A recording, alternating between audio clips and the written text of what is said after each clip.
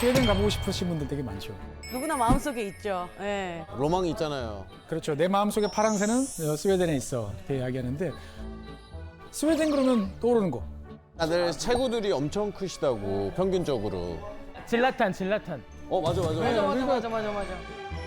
거기 가서 포켓걸 한번 대보고 싶다. 북유럽 스타일이었네요, 홍윤아 씨가. 어쨌건 스웨덴 그러면 이제 제일 떠오르시는 건 복지죠, 복지. 복지국가. 그렇죠. 예. 실제로 스웨덴의 복지 제도는 아주 탄탄하죠. 뭐 태어날 때부터 죽을 때까지 모든 것이 다 무상이다라고 이제 알려지기도 하고요. 그다음에 뭐 학교 같은 경우는 뭐 대학원까지 뭐 무상이기도 하고 무엇보다도 요즘에 우리나라 국민들이 제일 불만인 거는 이 양극화지 않습니까?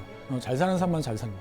근데 여기는 하위 10%, 상위 10% 이렇게 소득 격차를 따져보면 한 3.4배 정도밖에 안 되는. 어떻게 보면 꿈의 나라다 싶은데 제가 여기까지 말씀드리면 저 양반이 무슨 이야기 할 건지 알겠죠. 이제. 속사정이 있고. 그렇죠. 또 속사정이. 예. 이번에는 이제 스웨덴이라는 나라의 복잡한 속사정 한번 뜯어보도록 하겠습니다. 보통 우리가 이제 스웨덴 복지국가 그러면 이렇게 이야기를 해요. 모두가 다 자기 할 일을 하면서 잘 사는 나라. 조그마한 가게를 하시는 분들, 내가 식당을 하는 이 사람들도 오늘 매상에 막 걱정 안 하고 잘 살 수 있을 거야 라고 생각을 이제 합니다. 맞아요. 그런데 스웨덴에서는 자영업을 하면 너무너무 내야 되고 부담해야 될 게 많아요. 에? 그래서 대표적인 이야기가 있어요. 이 1976년에 말괄량이 삐삐의 이 저자이죠. 스웨덴의 대표적인 작가 아스트라드 린드그렌이 단편 소설을 하나 썼어요. 폰페리포사라는 동화 작가예요. 이 양반이 200만 크로나에 이제 소득을 올렸습니다. 그런데 소득세가 92.5%예요. 92. 뭐예요? 그러면 185만 크로네가 세금으로 나가요. 그다음에 복지세 10만 8천 크로네가 또 나갑니다. 근데 여기에 이런저런 명목에 추가 세금이 3만 7천이 나갑니다. 그러면 순수익은 5천 크로나가 남는 거죠. 200만을 벌어서 5천. 그래서 우리나라 돈으로 보면은 이제 2억 5천만 원을 벌었는데 한 63만 원 남았다. 그럼 차라리 일을 안 하는 게 나은 거 아니에요? 이건 소설. 아, 소설. 그래서 이 폼페리포사는 결국 나라 금고를 털 수의 지렛대를 사기로 했는데 이거를 일해서 사면 안 되잖아요. 그래서 차라리 이것을 구걸하기로 결심을 하고 나는 더 이상 책을 쓰지 않겠어. 그냥 차라리 가만히 아무것도 안 하면 생활지원금 나오니까 이게 더 낫지 않아? 라는 내용으로 이 책이 끝이 납니다. 가상의 이제 나라긴 하지만 사실은 린데그렌이 부담했던 세금에 관한 이야기예요. 이 전통적으로 스웨덴에서는 자영업자, 뭐 프리랜서 이런 사람들한테 세금을 되게 많이 붙였어요. 왜요? 뭐냐면 자영업자들은 사실 스웨덴 입장에서 봤을 때는 옛날서부터 이렇게 좋게 보지 않았어요. 왜? 대기업은 직원들한테 정확하게 임금도 주고 노동 규율도 지키고 여러 가지 약속을 지키면서 규칙을 행사할 수 있는데 아무래도 이 작으면 그런 여력이 없잖아요. 세금도 오늘 현금 장사니까 오늘 인마이 포켓 하고 싶고 인마이 포켓 좋네요. 전문 용어네요. 그러다 보니까 스웨덴 사회에서는 경제 운용의 주체는 누구냐? 대기업이에요. 그래서 경제가 자꾸 대기업 위주로 이제 돌아가게 되는 거죠. 그리고 대기업 위주로 돌아갈 수밖에 없는 또 하나의 이유가 있습니다. 동일 노동, 동일 임금입니다. 똑같이 일하면 똑같이 일하면 받자. 그렇죠, 맞죠. 그래서 뭐 보통 이야기하죠. 자동차 공장에서 타이어를 끼는데 왼쪽 타이어는 정규직이 끼고 오른쪽 타이어는 비정규직이 끼는. 그러면 여기는 이를테면 한 달에 500만 원 받는데 여기는 한 달에 150만 원 받아. 똑같은 일을 하는데 왜 차별이야? 근데 스웨덴은 이거보다 훨씬 더 스케일이 커요. 무슨 말이냐? 우리나라에도 몇 개 자동차 회사 있죠. 돈 잘 버는 자동차 회사에 일하는 직원 있을 거고 적자 왔다 갔다 하는 회사가 있을 거고 그럼 임금이 어디가 높겠어요? 잘 보는데. 그렇죠. 대기업이 많겠죠. 그런데 스웨덴은 아니에요. 똑같아요? 이거는 한국식이에요. 스웨덴식은 다 똑같은 자동차를 만드는 노동자들이에요. 그러면 이 사람들은 다 동일한 임금을 받아야 돼요. 그러면 여러분들 궁금증이 들죠. 아니 그러면 올해 임금 5% 인상. 근데 돈 못 벌던 회사는 그러면 그러니까요. 힘들잖아요. 힘들죠. 예. 그러면 스웨덴은 그럼 망해. 망한다고요? 맞아요. 그 사회에서 합의한 임금을 주지 못할 기업들은 망하는 거야. 창업하기가 어마어마하게 힘들 수도 있겠네요. 그니까요. 근데 대기업은 또 많이 버는 만큼 세금도 많이 내지 않아요? 그렇죠. 우리가 생각했을 때 그렇게 많이 벌면 많이 낼 거다라고 생각하는데 우리나라 기업이 더 많이 낼까요? 스웨덴 기업이 많이 낼까요? 스웨덴. 당연히 스웨덴 기업이 아니 될 것 같죠. 네. 그런데 그렇지 않습니다. 대한민국의 법인세는 기본적으로 25% 정도입니다. 그런데 스웨덴 같은 경우는 현재 20.6%예요. 우리보다 싸요. 뿐만 아니고 법인세율 같은 경우는 우리나라 같은 경우는 돈 잘 버는 대기업들이 더 높은 세율을 적용받죠, 당연히. 우리는 여러분들 그 당연하다 생각하죠. 스웨덴은 아니에요. 스웨덴은 직원 5명 있는 기업이나 직원 5,000명 있는 기업이나 세율이 똑같아요. 그리고 이제 부자들이 힘들 것 같다라고 생각하지만 스웨덴 같은 경우는 상속세가 폐지됐어요. 오. 그리고 돈 많은 분들이 추가적으로 더 내야 되는 부유세도 2007년에 없어졌어요. 스웨덴이 왜 이러느냐? 돈 가진 사람들을 너무 괴롭히면 다 빠져나간다는 거죠. 그래서 기업들이 이 스웨덴이라는 나라 안에서 계속 사람들한테 일자리를 만들어줘야 그 사람들한테 준 임금을 가지고 또 세금을 얻을 수 있다. 그러면 여기서 도대체 스웨덴 사람들은 세금을 얼마나 낼까? 제일 궁금하죠? 그게 사실 제일 궁금하죠. 그러면 먼저 우리나라 분들은 얼마나 낼까? 한번 화면 보실까요? 이제 이런 구조죠. 그래서 6%부터 45%까지 상당히 촘촘하게 돼 있는데 스웨덴 한번 보실까요? 뭐야 왜? 에? 이게 뭐야? 32%. 뭐 500만 원을 벌던 1000만 원을 벌던 우리 돈으로 뭐 한 7,900만 원 이하까지는 무조건 32%예요. 그 다음에 돈을 더 벌어. 그러면은 거기서는 이제 그때 국가가 쓱 등장해서 그거보다 더 버는 거. 그러니까 1억을 내가 번다 그러면 7,900만 원을 초과하는 2,100만 원이 있죠. 그 2,100만 원에 대해서 20%를 국가가 가져갑니다. 이건 국가목. 그러면은 8천만 원을 정도를 받는 분들이라고 그러면은 우리나라에서는 1,344만 원 정도를 소득세로 내셔야 돼요. 근데 스웨덴에서는 한 4,160만 원 정도 내셔야 돼요.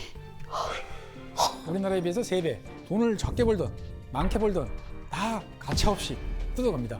그러니까 뭔가 자본주의 사회에서 내가 뭔가 열심히 일한 만큼 부를 축적해서 막 뭐도 사고 뭐도 하고 그렇지. 이런 꿈이 있을 그 맛이 텐데 있지. 그 맛이 있는데 열심히 좀 안 날 수도 있겠다. 이 정답이 열심히 안 하게 되는 게 정답인 것 같아요. 사실 스웨덴하고 우리나라는 다른 점이 훨씬 많은데 진짜 다른 점 하나 말씀드릴까요?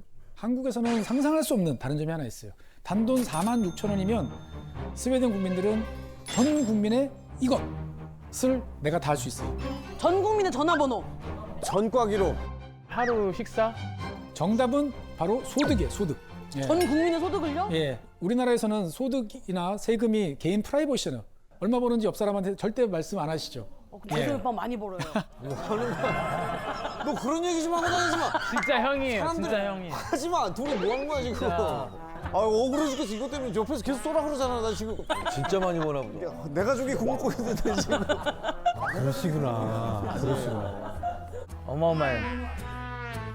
스웨덴에서는 만 18세 이상 모든 국민의 이름, 주소, 생년월일은 다 공개해요. 뭐야? 아 근데 싫다. 근데 그거 좀 그렇지 않습니까? 그렇죠. 그러니까 스웨덴은 19세기 때부터 이런 거를 공개를 했는데 이거 공개하는 방법이 뭐겠어요? 그러니까 옛날 우리나라 이제 인명 전화번호 있었죠. 사람 이름 쫙 나와 있는 거. 아 옛날 그 전화번호부처럼. 와 저게 책으로 있어요? 와 소름이다. 그래가지고 인명으로 쭉 나오는 거예요. 그럼 옆에 이제 주소가 나오고 이 옛날 거니까 소득 얼마, 세금 얼마 이렇게 나온 거죠. 이거 뭔가 막 결혼하려고 장인어른 인사를 가. 그러니까. 자네 이름이 뭔가? 얼마 벌었어? 아하. 그럴 수 이럴 수 있겠네. 있을 것 같아. 근데 그래서 이건 되게 옛날 책자잖아요. 그런데 요즘엔 어떤 시대입니까? 인터넷 시대잖아요. 이거를 이제 알려주는 홈페이지에 뭐라고 써 있냐면은 동료의 연봉이 궁금하십니까? 어머. 가려운 부분을 제대로 긁었네. 동료의 연봉이 궁금하십니까? 그렇죠. 우리도 임금 협상하려고 그러면은 쟤 얼마 받지? 되게 궁금하잖아요. 우리 위에 부장님 얼마 받나? 이걸 알아야 나도 거기 맞춰서 이렇게 부를 것 같은데 그러니까요. 그것뿐만 아니고 이제 클라우드처럼 구독 서비스가 있어요. 와. 그래서 월 구독료 6,400원을 딱 내면 매월 본인이 10명을 지정할 수 있어요. 그래서 월급, 세금 정보는 물론이고 전화번호, 생년월일, 결혼 여부, 보유 차종, 그다음에 연식, 그다음에 집 크기, 어머. 그다음에 자가 여부, 키우고 있는 반려동물 이런 것까지 다. 와. 그러니까 스웨덴 입장에서 봤을 때는 모든 사람들이 이제 다 정보를 공개해서 그걸 투명하게 다 거둬야만 복지 사회가 유지되는 거예요. 그러니까 우리는 이게 프라이버시인데 여기서는 이건 공공 정보예요. 진짜 근데 지금까지 딱 얘기 들으면은 한번 살아보고 싶긴 합니다. 그러니까 아니, 그런 나라에서 진짜 다 감추지 않고 다 그냥 오히려 홀가분할 것 같기도 하고. 다들 그런 말씀하세요. 그러니까 뭐 숨기고 자시고 할 게 없으니까 그리고 투명하다 보니까 이 돈이 제대로 잘 쓰일 거다라는 거에 대해서는 다 믿음이 있는 거죠. 그러니까요. 그래서 스웨덴 입장에서 봤을 때는 현금이라는 것은 되게 안 좋은 거예요. 왜요? 가지고 있으면 뭔가 검은 자금을 만들 수 있다 보니까 현금 없는 사회를 일찌감치 스웨덴 정부는 이야기를 하고 그 방향으로 가는 거죠. 제가 한번 스톡홀름에 한 2주 다녀왔었어요. 예. 아바 있잖아요. 네. 댄싱 퀸. 네. 맘마미아. 아바 박물관이 있어서 이 박물관 가서 음료수를 사 먹는데 현금을 냈더니 안 받는 거예요. 이게 지금 거의 10년 이상 전 얘기거든요. 네, 스톡홀름은 그때부터 이미 그 작업을 하고 있었어요. 그게 굉장히 인상적이었어요. 그렇죠. 그래서 실제로 지금도 스웨덴에서는 보면 일상생활에서는 현금이 거의 이제 사라졌다라는 이야기가 계속 나오고 있습니다. 그러니까 뭐 대중교통은 다 이제 그 현금을 안 쓰도록 법제화되어 있고 가게 같은 경우에서도 아까 말씀해 주신 것처럼 우리는 현금을 받지 않습니다라는 종들이 점점 많이 되는 거죠. 사실 스웨덴에 대해서 제일 안타깝게 스웨덴을 갈구하시는 분들은 집안에 아프신 분들이 계신 분들이 많을 때 그렇습니다. 돈이 많이 들잖아요. 사실 스웨덴의 의료복지는 아주 좋습니다. 그러니까 병원 진료비에 개인 상한선이 있어요. 우리나라도 개인 상한선이 있습니다. 그래서 얼마 이상 내면 나중에 그 보험공단에서 연락이 와서 돌려주는데 스웨덴 같은 경우는 1,100크로나 정도밖에 안 돼요. 그러니까 우리 돈으로 따지면 14만 원 정도가 상한선이에요. 그 이상 병원비를 낼 필요가 없어요. 그건 전체가 다 국가 부담이에요. 어떤 치료를 해도요? 어떤 치료를 해도. 그래서 뭐 어떤 병에 걸려도 병원비 때문에 집안이 망했다라는 소리는 안 나와요. 그런데 문제는 막상 여러분들이 스웨덴에 가셔서 겪을 현실은 좀 달라요. 병원에 가기가 너무너무 힘들어요. 에? 왜요? 우리는 아프면은 그냥 막 가잖아요. 가는데 여긴 그럴 수가 없어요.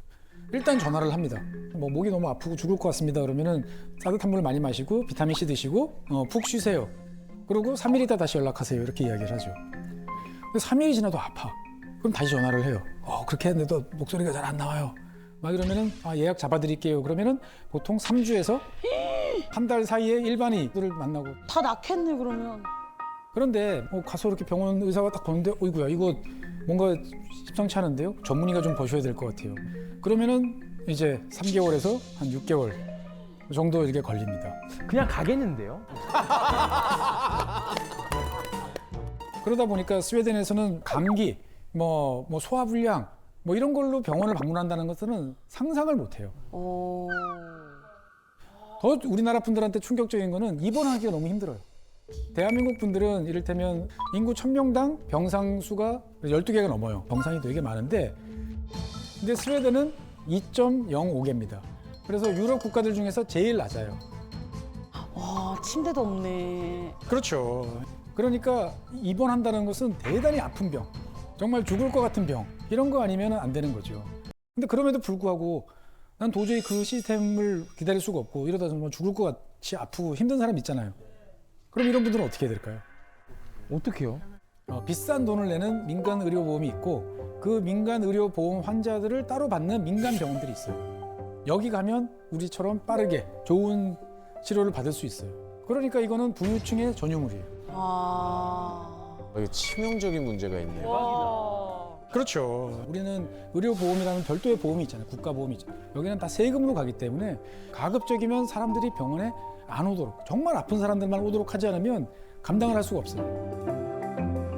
그러니까 지금까지 스웨덴에 대해서 세금 이야기도 하고 병원 이야기도 했는데 어떤가요? 여전히 스웨덴에서 살고 싶으신가요? 아니면 대한민국이 낫지 않을까? 뭐 이런 생각 드시나요? 여기서 뼈를 묻겠습니다. 뼈를 묻겠습니다. 우리나라 좋은 나라야. 좋은 나라는.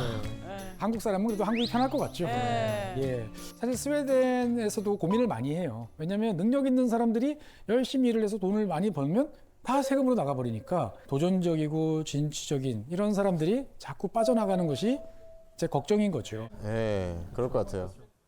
이렇게 그 나라의 진짜 속사정을 알기는 쉽지 않은 것 같죠. 몇 권의 책을 보면 좀 날 수도 있겠지만 그걸로 해결되지 않는 많은 것들이 있는 거죠. 어떻든 간에 이런 호기심을 잃지 말고 앞으로도 계속 다른 나라의 속사정에 대해서 관심을 두다 보면 많은 것들을 더 잘 알고 다른 분들에게 나눠주실 수 있는 그러한 수준에 도달하지 않을까라고 생각이 됩니다.